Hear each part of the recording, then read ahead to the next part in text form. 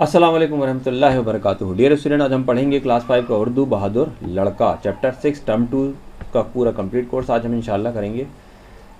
The brave boy. अल्फाज देखिए, पुल, पड़ी, स्टेशन, ड्राइवर, तारीफ।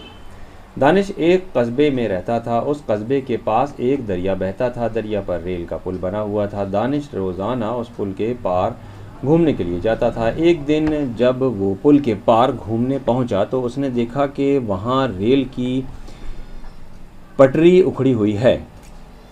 उखड़ी हुई पटरी देखकर दानिश को ख्याल आया कि कुछ ही देर में एक रेलगाड़ी यहाँ से गुजरने वाली है। यहाँ आकर बहुत बड़ा हादसा हो सकता है। वो होशियार हो गया और उसी वक्त दिल में फ़ैसला किया कि फ़ौरन स्टेशन पहुँच जाए। शायद रेल गाड़ी अभी स्टेशन ही पर खड़ी हो। दानिश ने अपनी कमीज़ उतारकर हाथ में पकड़ी। फिर वो उसे हिलाते हुए रेल की पटरी के किनारे किनारे अपने कस्बे के स्टेशन की तरफ दौड़ लगाता हुआ चल दिया। ये देखिए इस तरीके से। रेलवे स्टेशन काफ़ी दूर था और पगडंडी जो पटरी के किनारे बनी थी उस पर जगह जगह झाड़ियाँ भी थीं और पत्थर भी पड़े थे। कभी पत्थरों पर दौड़ता, कभी झाड़ियों से अपने आप को बचाकर बीच पेड़ों में दौड़ता। वो नंगे पांव स्टेशन की तरफ दौड़ता रहा। उस दौरान उसकी सांस भी फूलने लगी थी। स्टेशन करीब आ चुका था। रेलगाड़ी भी वहां अभी खड़ी थी। दानिश पूरी ताकत से चिल्लाकर कुछ कहना चाहता था, मगर उसके मुंह से आवाज़ न निकली। वो उस कदर थक चुका था कि ठोकर खाकर इंजन के सामने आकर गिर गया। ये देखिए इस तरीके से।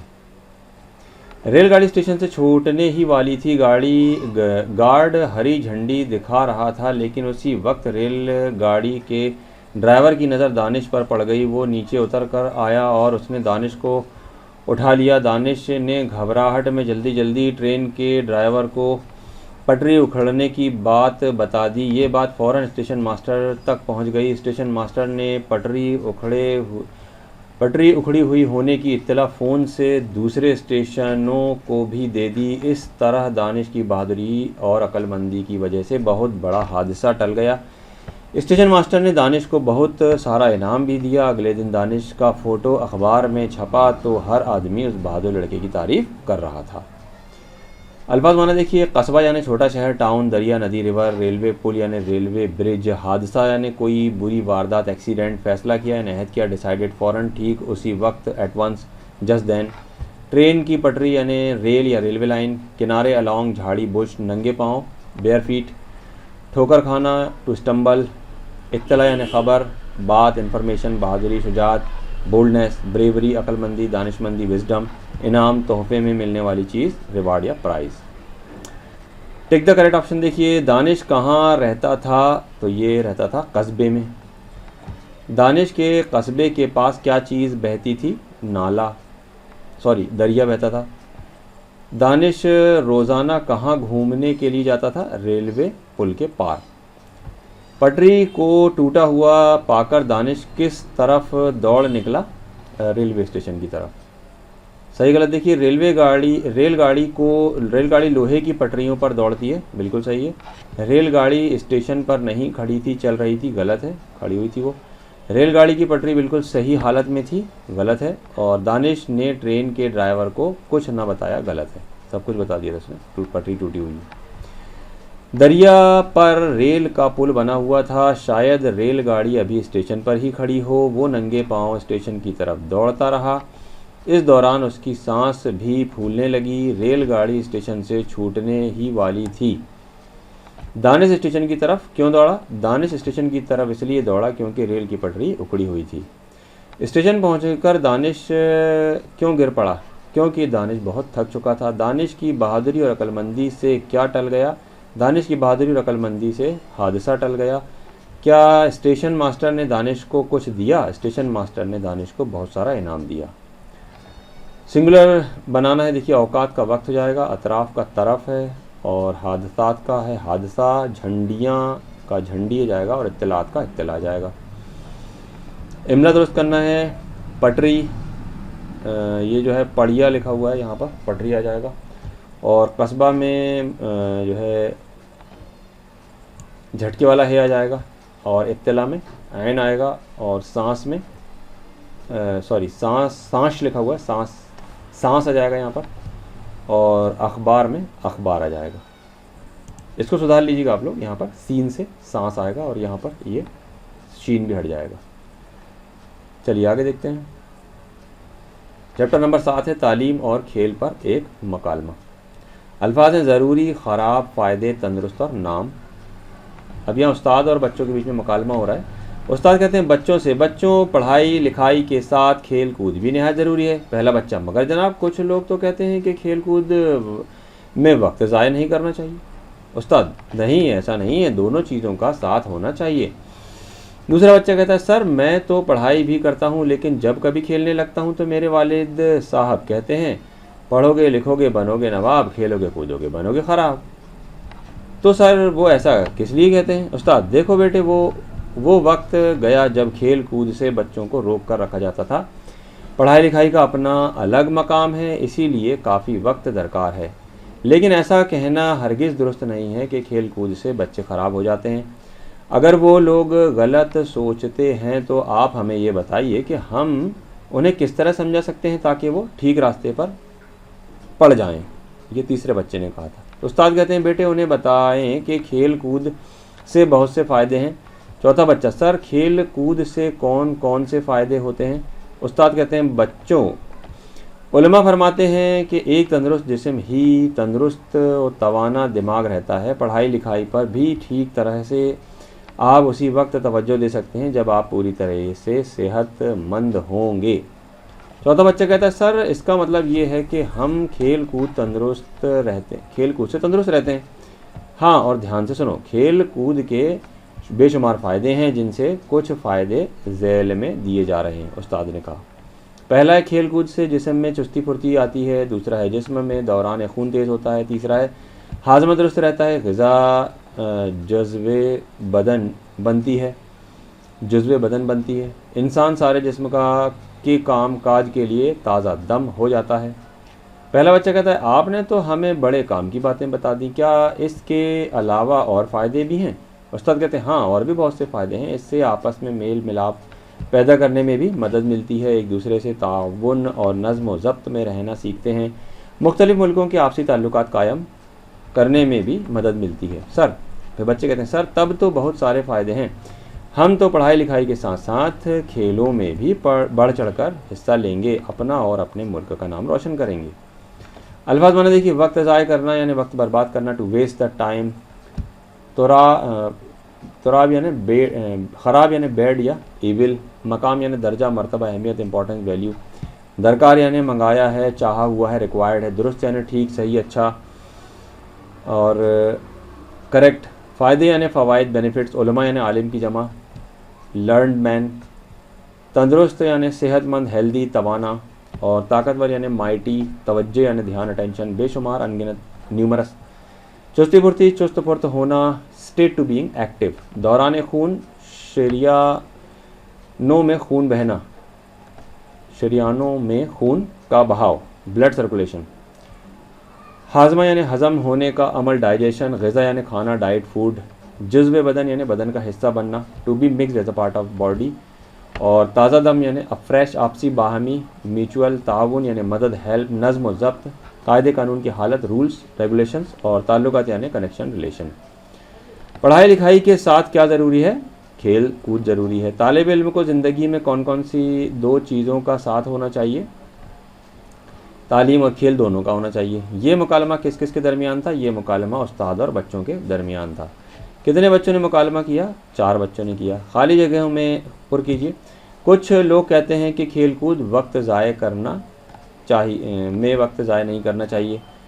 फिर है वो वक्त क्या गया जब खेल कूद बच्चों को रोक कर रखा जाता था। और पढ़ाई लिखाई का अपना अलग मकाम है। खेल कूद के बेशुमार फ़ायदे हैं। फिर देखिए, ऐसा नहीं है, किसने किससे कहा बताना है, ऐसा नहीं है, दोनों चीज़ों का साथ होना चाहिए। उस्ताद ने कहा इसका मतलब ये है कि हम खेल कूद तंदुरुस्त रहते हैं। चौथे बच्चे ने कहा उलमा फरमाते हैं कि एक तंदुरुस्त जिस्म में ही तंदुरुत तवाना दिमाग हो जाता है। उस्ताद ने कहा और क्या इसके अलावा और फ़ायदे भी हैं, ये पहले बच्चे ने कहा। सवाल जवाब देखिए, क्या कहना आज के वक्त में दुरुस्त नहीं है? ऐसा कहना हरगिज़ दुरुस्त नहीं है। खेलकूद से बच्चे ख़राब हो जाते हैं। उलमा ने सेहत और तालीम के बारे में क्या कहा है? उलमा फरमाते हैं कि एक तंदुरुस्त जिस्म में ही तंदुरुस्त तवाना दिमाग रहता है। तालिब इल्मों पर खेलकूद क्या असर डालता है? एक दूसरे से ताउन और नज़्म व ज़ब्त रहना सीखते हैं। अपोजिट लिखिए, फ़ायदे का नुकसान, सेहतमंद का बीमार, दुरुस्त का गलत और तेज़ का धीरे। एराब नहीं लगाइए, बस सिर्फ पढ़ना है आपको। एराब हमें उर्दू में नहीं लगाना है बिल्कुल। ज़बर ज़ेर पेश अरबी में होते हैं, उर्दू में नहीं होते हैं। वैसे तो अरबी में नहीं होते, तो हमें बगैर ज़बर ज़ेर पेश के ही उर्दू को पढ़ना सीखना है, नहीं तो बहुत कन्फ्यूज़न होता है। तो यहाँ पर आ जाएगा ठीक, मकाम, उलमा, ताअबुन और रोशन। फिर देखिए, उस्ताद ने चौथे बच्चे से जो फ़ायदे खेल कूद के बताए हैं नीचे लिखिए, ये आपको ख़ुद लिखना है। फिर देखिए, मकालमे में दूसरे बच्चे के वालिद ने जो शेर कहा है उसे यहाँ लिखिए, ये आपको लिखना है। पढ़ोगे लिखोगे बनोगे नवाब, खेलोगे कूदोगे बनोगे ख़राब। खेलों से किस चीज़ में मदद मिलती है? तो इससे आपस में मेल मिलाप पैदा करने में भी मदद मिलती है। एक दूसरे से ताउन और नज़्म व ज़ब्त से रहना सीखते हैं। मुख्तलिफ़ मुल्कों के आपसी ताल्लुकात कायम करने में भी मदद मिलती है। सबक नंबर 8 है, देखिए, वक्त और काम, the time and the work. अल्फाज हैं खेल, सलीक़ा, गैर, अधूरा और अंजाम। नज़म है, देखिए, एक है काम के वक्त काम अच्छा और खेल के वक्त खेल ज़ेबा। जब काम का वक्त हो करो काम, भूले से भी ना लो खेल का नाम। हाँ, खेल के वक्त खूब खेलो, कूदो फांदो के डंड पे लो। खुश रहने का है यही तरीक़ा, हर बात में चाहिए सलीक़ा। हिम्मत को ना हारना खुदारा, मत ढूंढ यो गैर का सहारा। अपने बूते पे काम करना, मुश्किल हो तो चाहिए न डरना। जो कुछ हो सो अपने दम कदम से, क्या काम है गैर के करम से। छोड़ो नहीं काम को अधूरा, बेकार है जो हुआ न पूरा। एक वक्त में सिर्फ एक ही काम, पा सकता है बेहतरी से अंजाम। जब काम में काम और छेड़ा, दोनों ही में पड़ गया बखेड़ा। जो गुज़र गया है वक्त अकारत, अफसोस हुआ ख़जाना गारत। है काम के वक्त काम अच्छा और खेल के वक्त खेल अच्छा। मौलवी मोहम्मद इस्माइल मेरठी इसके शायर हैं। और अल्फाज मानम देखते हैं। ज़ेबा यानी मुनासिब, सही, करेक्ट, राइट, तरीका यानी रास्ता, मेथड, वे, हिम्मत, हौसला, करेज, खुदारा यानी खुदा के लिए, फॉर गॉड से, गैर कोई, और पर्सन दैट वन सेल्फ, सहारा यानी आसरा, सपोर्ट, मुश्किल, कठिन, डिफ़िकल्ट, हार्ड, करम, मेहरबानी, ग्रेस, अधूरा, नामुमकिन, इनकम्प्लीट, बेकार, जो काम का ना हो, यूज़लेस, पूरा, मुकम्मल, कंप्लीट, बेहतरी से, अच्छी तरह, वेल, अंजाम पाना, टू रीच द कम्प्लीशन। बखेड़ा यानी रुकावट, हाइंड्रेंस, अकारत यानी बेकार, इन डूइंग नथिंग, गारत होना, बर्बाद होना, to go to the end. दर्ज झैल मिसरों की सही तरतीब कीजिए और शेर मुकम्मल कीजिए, ये आपको खुद करना है नज़म देखकर। और ख़ाली जगह में देखिए, हाँ खेल के वक्त खेल, खूब खेलो, हिम्मत को ना हारना खुदारा, एक वक्त सिर्फ एक ही काम, जो गुज़र गया है वक्त अकारत। सही गलत में देखिए, तालिबे इल्मों के लिए पढ़ने के वक्त खेलना चाहिए, गलत है। हर काम सलीक़े से करना चाहिए, बिल्कुल सही है। मुश्किल के वक्त में डर जाना चाहिए, गलत है। दूसरे के सहारे काम छोड़ रखना चाहिए, गलत है। एक वक्त में कई काम करने चाहिए, गलत है। सवाल जवाब देखिए, खेल और काम साथ साथ चलना चाहिए या अलग अलग वक्तों में? खेल और काम अलग अलग वक्तों में चलना चाहिए। काम को अपने बूते पर करना चाहिए या दूसरे के सहारे काम को अपने बूते पर करना चाहिए। कोई काम किस तरह से बेहतरी से अंजाम पाता है? एक वक्त में सिर्फ एक ही काम बेहतरी से अंजाम पाता है। जब किसी काम के वक्त कोई दूसरा काम छेड़ देते हैं तो क्या होता है? जब किसी काम के वक्त कोई दूसरा काम छेड़ देते हैं तो काम बिगड़ जाता है। वक्त के ज़ाय होने से ने शायर ने क्या कहा है? जो गुज़र गया है वक्त अकारत, अफसोस हुआ ख़जाना गारत। इमला दुरुस्त करना है। खेल में खेल हो जाएगा, और खुश का खुश हो जाएगा, तरीक़ा में झटके वाला है आएगा, सलीक़ा में झटके वाला है आएगा और अंजाम में ऐन की जगह अलिफ आएगा। फिर है ज़बर ज़ेर पेश नहीं लगाना है हमें, ज़ेबा तरीक़ा गैर अधूरा और बेहतरी पढ़ना है, बगैर ज़बर ज़ेर पेश के ही हमें उर्दू लिखना है, सीखना पढ़ना है। सबक नंबर 9 देखिए, कुदरती गैस, नेचुरल गैस। अल्फाज हैं इजाफ़ा, ईंधन, मिक़दार, नकली और ताकत। कुदरत ने इंसानों की ज़रूरत और आसाइश के लिए कई तरह की चीज़ें पैदा की हैं। ये चीज़ें ज़मीन के ऊपर भी मौजूद हैं और ज़मीन के नीचे भी। जैसे जैसे इंसान के इल्म व अक़्ल में इजाफ़ा हुआ, उसने कुदरत की पैदा की हुई नई क़ुव्वतों को दरियाफ़्त करना और इस्तेमाल करना सीख लिया। ऐसी ही चीज़ों में से एक है कुदरती गैस का इस्तेमाल। अब तक दरियाफ़्त की हुई ईंधन की किस्मों में कुदरती गैस सफाई और सहूलत के एतबार से सबसे बेहतर है। लकड़ी, कोयला, मिट्टी का तेल और पेट्रोल के बाद ईंधन के तौर पर कुदरती गैस का इस्तेमाल भी इंसान की तरक्की का मज़हर है।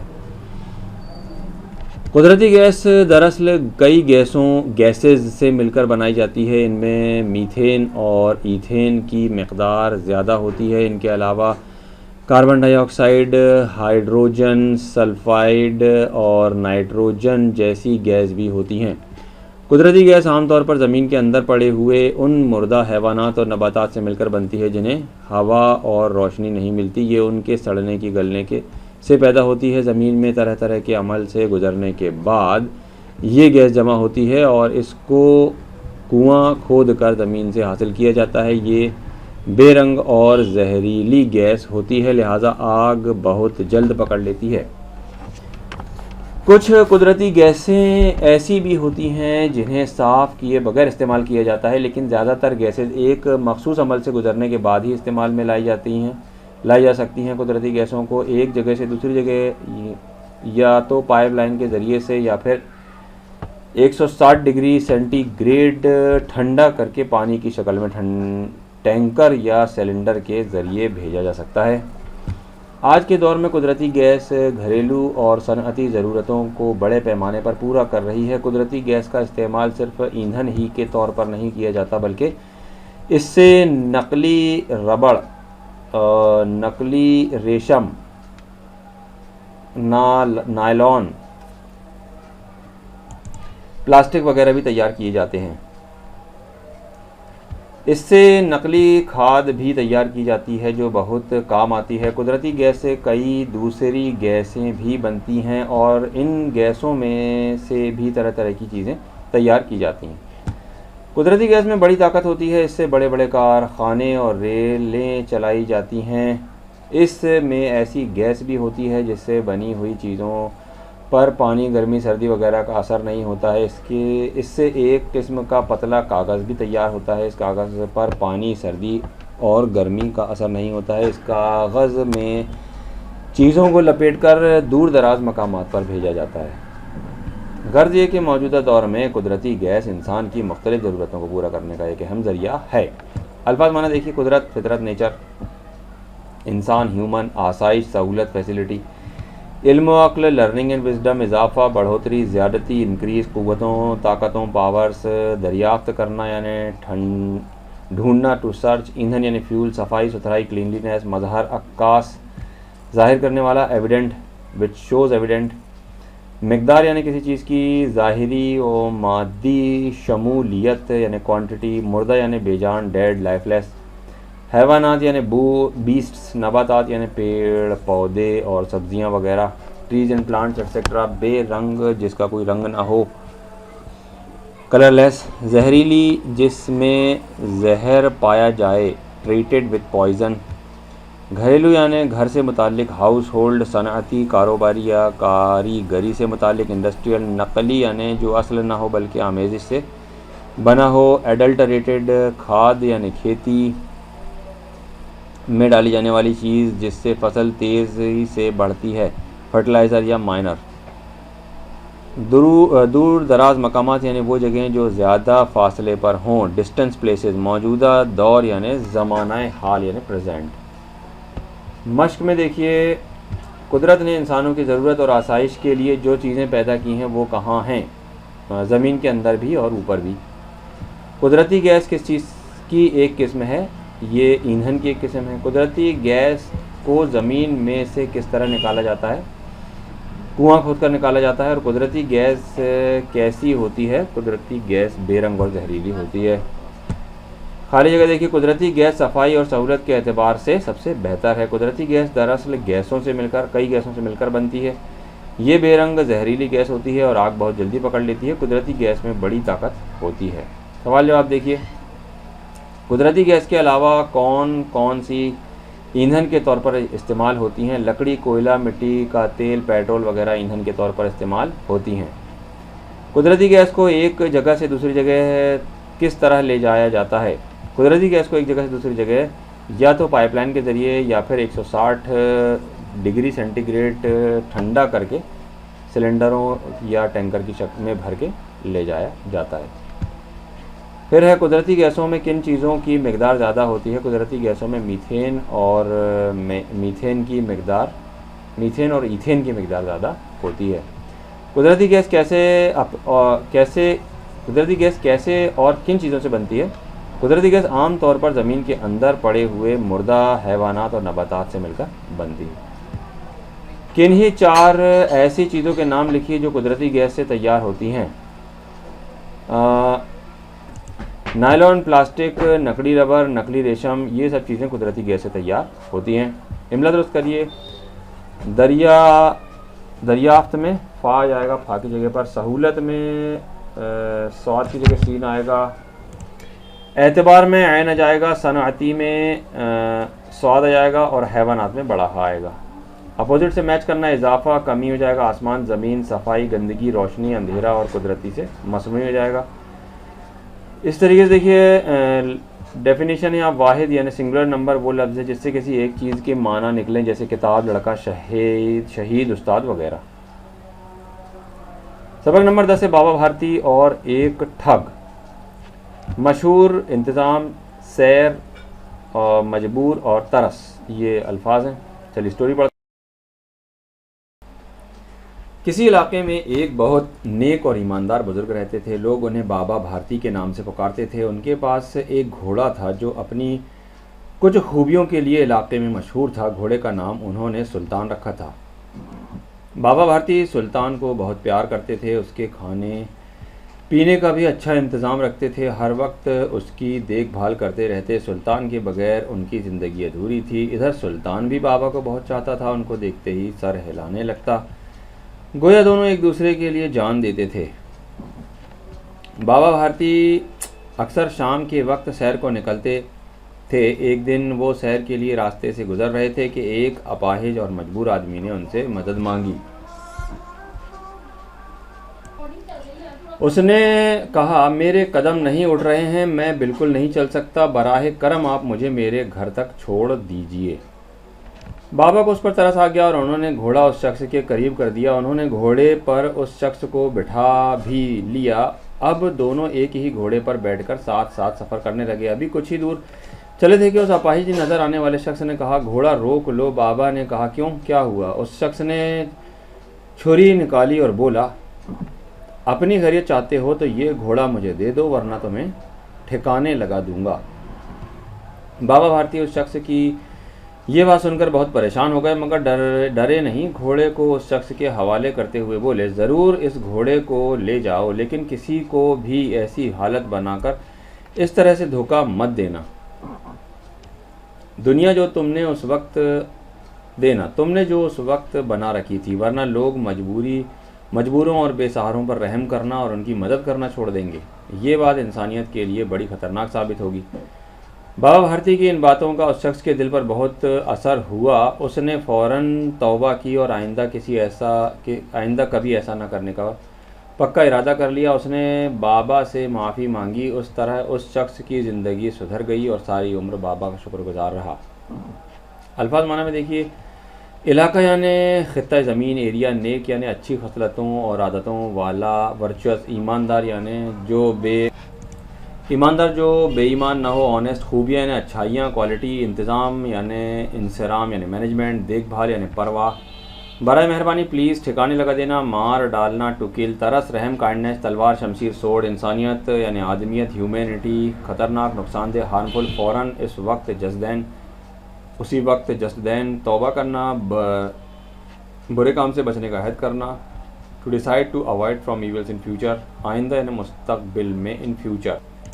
एक्सरसाइज देखिए, किसी इलाके में एक बहुत नेक और ईमानदार बुज़ुर्ग रहते थे। लोग उन्हें बाबा भारती के नाम से पुकारते थे। घोड़े का नाम उन्होंने सुल्तान रखा था। बाबा भारती अक्सर शाम के वक्त तफरीह सैर के लिए निकलते थे।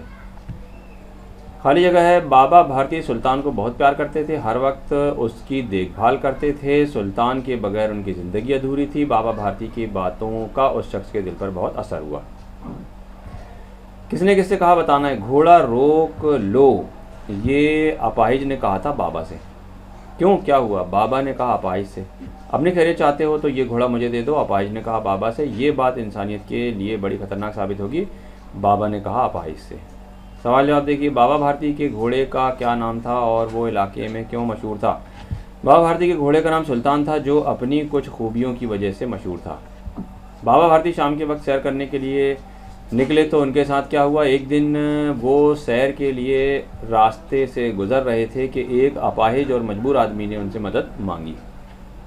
बाबा भारती से उस शख्स ने क्या सलूक किया? उस शख्स ने छुरी निकाली और बाबा भारती और बोला अपनी खैरियत चाहते हो तो ये घोड़ा मुझे दे दो। बाबा भारती की बातों का उस शख्स के दिल पर क्या असर हुआ? वो कैसा आदमी बन गया? उसने फ़ौरन तौबा की और आइंदा कभी ऐसा ना करने का इरादा कर लिया और वो नेक आदमी बन गया। अपोजिट वर्ड को मैच करना है। नेक का बद जाएगा, ईमानदार बेईमान, करीब दूर, तरस बेरहमी और मौत का ज़िंदगी हो जाएगा। इराब नहीं लगाना है, सिर्फ इन्फास को पढ़िए और लिखिए। बुज़ुर्ग, मशहूर, बिल्कुल, करीब और फ़ौरन। प्रोनाउन किसे कहते हैं? कवायद में देखिए, ग्रामर में ज़मीर या प्रोनाउन। जो अल्फाज इसमें के बदले बोले जाते हैं वो ज़मीर कहलाते हैं। मसलन वो, तुम, हम, कौन वगैरह। जुमलों में इस्तेमाल तलबा अगले सफ़ों पर पढ़ेंगे, इनका इस्तेमाल आगे के चैप्टर्स में आएगा। चलिए चैप्टर 11 देखते हैं। मेरी प्यारी अम्मा। अल्फाज हैं अच्छी, खफा, खौफ, जी जान और संभल। ये नज़म है।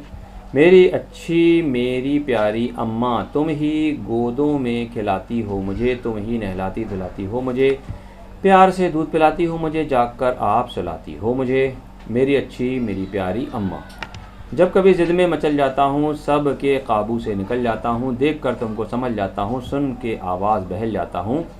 मेरी अच्छी मेरी प्यारी अम्मा। जब खफा हो गए अब्बा मुझसे, खौफ से उनके सहम जाता हूँ, तुम घुड़कती हो तो हंस देता हूँ, तुमसे हरगिज़ मैं नहीं डरता हूँ। मेरी अच्छी मेरी प्यारी अम्मा। मेहरबान तुम सा कहाँ से लाऊं, चैन व आराम ये किससे पाऊं, क्यों न जी जान से तुमको चाहूं, क्यों ना फिर गीत तुम्हारे गाऊं। मेरी अच्छी मेरी प्यारी अम्मा। अल्फाज माना देखिए। गोद में खिलाना यानी बगल, कूल्हे और बगल के बीच में बिठाना, to lift in the lap. ज़िद से मचल जाना यानी इसरार करना, हट करना, टू बैग रिपीटेडली। समझ जाना, ज़िद न करना, चुप हो जाना, टू बी साइलेंट। घुड़कना यानी बुरा भला कहना, टू रिब्यूक। खफा यानी नाराज़, एंग्री। खौफ यानी डर, फियर, ड्रेड। बहलना यानी खुश होना, टू बी हैप्पी। सहम जाना यानी डर जाना, टू फियर। जी जान से चाहना, दिलो जान से चाहना, टू लव होल हार्टेडली। गीत गाना, तारीफ़ किए जाना, टू प्रेज़। मश्क के सही मिसरों का मिलान कीजिए, ये आपको खुद करना है नज़म देखकर, और मिसरे मुकम्मल करना है, ये भी आपको खुद ही करना है नज़म से देखकर। सवाल जवाब में देखिए।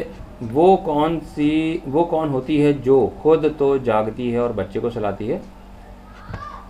वो होती हैं जो माँ, वो होती हैं जो खुद जागती हैं और बच्चे को सुलाती हैं। बच्चा किसकी आवाज़ सुनकर बहल जाता है? बच्चा माँ की आवाज़ सुनकर बहल जाता है। बच्चा सबके काबू से बाहर चला जाता है तो उसे कौन संभालता है? बच्चा सबके काबू से बाहर चला जाता है तो उसे माँ संभालती है, अम्मा संभालती हैं। बच्चा किसको जी जान से चाहता है? बच्चा अपनी माँ को जी जान से चाहता है। अपोजिट वर्ड को मैच करना है। प्यार का नफ़रत, जागना, सोना, नाराज़, खुश, तकलीफ़ का आराम और मेहरबान का जालिम हो जाएगा। और इमला दुरुस्त करना है, बू का हो जाएगा अब्बू, और बहल जाना में छोटा हा आ जाएगा, और खफा से खफा हो जाएगा, खा आ जाएगा, मेहरबान में लटकन वाला हा आएगा, और आराम में अलिफ आएगा। कवायद में देखिए प्रोनाउन ज़मीर की मिसालें दी गई हैं यहाँ पर। तुम ही गोदों में खिलाती हो मुझे, इस मिसरे में तुम माँ के लिए आया है और मैं बच्चा अपने लिए कह रहा है। इसी तरह खौफ से उनके सहम जाता हूँ मैं, उन बाप के नाम के बदले के लिए आया है। ऐसे ही मेरी अच्छी मेरी प्यारी माँ में मेरी माँ के लिए आया है। आप पढ़ चुके हैं कि जो कलमा लफ्ज़ किसी इसम के बदले लाया जाता है उसे ज़मीर कहते हैं, जैसे मैं, तुम, वो, आप, मेरा, हमारा, उनका, किसी का, कौन वगैरह। ये आपका टर्म 2 का कोर्स यहाँ पर एंड होता है, और इसको आपको पहले बुक में कंप्लीट करना है और फिर नोटबुक में कंप्लीट करना है और एग्ज़ाम की तैयारी भी करना है। अस्सलाम वालेकुम वरहमतुल्लाहि वबरकातुहू।